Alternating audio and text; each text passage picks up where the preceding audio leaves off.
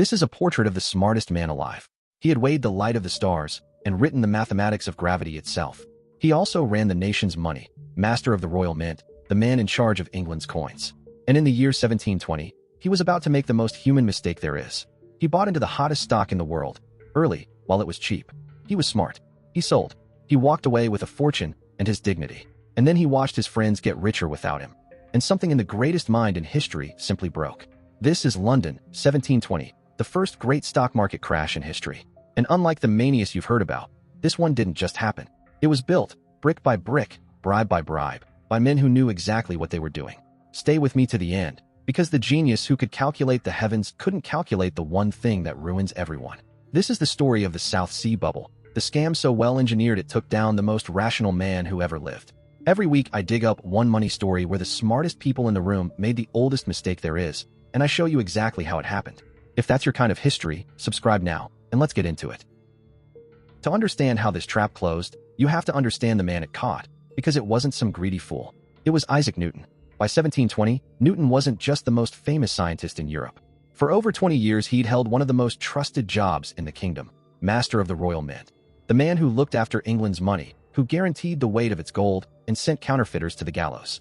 If anyone on earth understood the difference between real value and a pretty illusion, it was him. And at first, he played it perfectly. There was a stock everyone was talking about, the South Sea Company, and Newton bought in early, while the price was still low. He watched it climb. And then he did the wise thing. He sold. By most accounts, he walked away with a handsome profit and his reputation intact. Cool head, clean exit. Exactly what you'd expect from the most rational man in England. Keep that image. Newton, out, safe, ahead. Because to understand what pulled him back in, you have to see the machine that was doing the pulling. And the machine is the real villain of this story. Because here's the thing almost nobody remembers about the South Sea Company. It barely did any trade in the South Seas. A monopoly on paper, a trickle of actual ships. The real business, the genius, and the poison was something else entirely. The South Sea Company had figured out how to feed on the one thing every government has too much of: debt. Britain owed enormous sums from years of war, around £30 million, an almost unimaginable number for the time. So the company made the state an audacious offer. Let us take over your debt.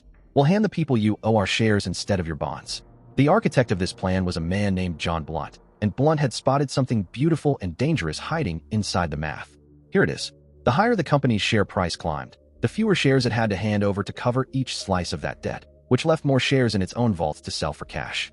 Read that again, because it's the whole trick. For this company, pushing its own stock price up wasn't a side effect. It was the entire business model. High price meant more profit, and that profit could be lent right back to the public, so they could buy more shares, which pushed the price higher still.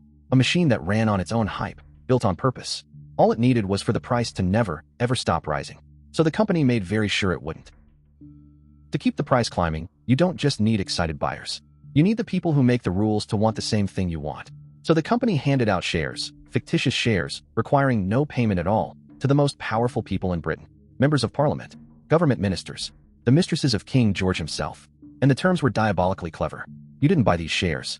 You were simply handed them, with the right to sell them back to the company later at whatever the future price happened to be. Which meant every one of these powerful people now made money for one reason only: if the stock went up. Lord Sunderland's arrangement was worth £500 for every single pound the price rose. The Chancellor of the Exchequer, the man in charge of the nation's finances, stood to gain 200. Overnight, the entire government of England had been given a personal reason to cheer the bubble on. And they did. They even passed a law, the so-called Bubble Act, sold as protecting investors, but which quietly strangled every rival company competing for the public's money, funneling the whole nation's savings toward one stock. So watch what happens to the price. January 1720. A share costs £128. By spring, £300. By early summer, over £500. By August, £1,000. Nearly 8 times over, in 7 months. Here's the problem with that number. Ask what a £1,000 share actually owned, and the answer is almost nothing. No fleet of treasure ships. No silver mines. No colonies pouring gold into London. Underneath that price sat exactly 2 things. The belief that tomorrow someone would pay even more, and the quiet fact that the most powerful men in the country had been paid to make sure it never fell. It wasn't measuring a business. It was measuring a bribe. And a bribe can only hold a price up for as long as everyone keeps believing. Now, back to Newton. Out, safe, ahead. Sitting on his profit while the price he'd sold it doubled and doubled again. And this is where the smartest man in the world meets the same wall as everyone else. Because all around him, people who understood nothing, courtiers, shopkeepers, fools, were becoming rich. His friends were rich. People he considered his intellectual inferiors were riding a wave he had stepped off too early. Imagine it. You did the disciplined thing, the correct thing, and it made you feel like an idiot. Every day the number climbed was a fresh reminder that you'd been right, and left money on the table for it. And so Isaac Newton, the man who mapped the motion of the planets, who ran the nation's mint, who of all people should have known better, did the single most human thing in this entire story. He went back in, near the very top, this time not with caution, but with a large chunk of his fortune. The wise man who had already won decided that winning wasn't enough. He wasn't undone by stupidity. He was undone by the feeling of watching lesser men get lucky. And that feeling has no respect for genius at all. The machine had one fatal flaw, the same flaw every machine like it has ever had. It could only run while people were buying. And in August 1720, the buying stopped. The reasons were mechanical and merciless. Payments were coming due on all those shares people had bought on credit, and the only way to pay was to sell. The insiders, the men who'd built the thing, were already quietly gone. And once a market held up entirely by the next buyer runs out of next buyers, there is nothing underneath it but air. The fall was staggering. From £1,000 in August, the price collapsed toward 100 by the end of the year. Banks failed. Goldsmiths failed. Fortunes that had existed only on paper evaporated in weeks, and thousands of ordinary families were ruined.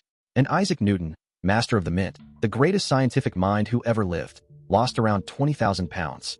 A fortune, enough to buy a great country estate, gone. He is said to have remarked afterward that he could calculate the motion of the heavenly bodies, but not the madness of people. Whether he ever truly said those words, historians aren't sure, but the man behind them was real, and so was the loss. He reportedly could not bear to hear the words South Sea spoken in his presence for the rest of his life. When Parliament finally investigated, the fraud spilled out into daylight. The Chancellor of the Exchequer was thrown into the Tower of London. Directors were stripped of most of their wealth, on average, 82%, to repay their victims. A rising politician named Robert Walpole managed the wreckage, shielded the king and the powerful, and rode the whole disaster to become, in effect, Britain's first prime minister. The men at the center did what the men at the center of these stories usually do. They survived. Strip away the wigs and the sailing ships, and the South Sea bubble is one of the cleanest lessons this channel has to offer. It tells you that a bubble isn't always a crowd going mad on its own. Sometimes it's engineered by people who understand the machine perfectly and pay the referees to look away. And it tells you something even harder to accept, that being brilliant is no protection at all. The thing that ruined Isaac Newton wasn't a failure of intelligence. It was the oldest feeling there is, watching other people get rich and deciding you couldn't stand to be left behind. The man who guarded a nation's money could not, in the end, guard his own from that. If it can catch the smartest man alive, it can catch anyone, and it probably tells you something about all of us. If you want the full story, the scientists, the fraudsters, and the corrupt politicians who invented modern finance in a single mad year, it's told in the book linked in the description. Next time on Paper Empires, we go somewhere stranger than any stock market, to an island where the money weighs 4 tons, where some of it sits at the bottom of the sea, and where nobody can even move it. And yet, for centuries, it has worked perfectly. That's the stone money of Yap, and it's next. This is Paper Empires, the wildest true stories of money, markets, and the economies that shaped our world. If this is your kind of history, subscribe. The next story is already on the way.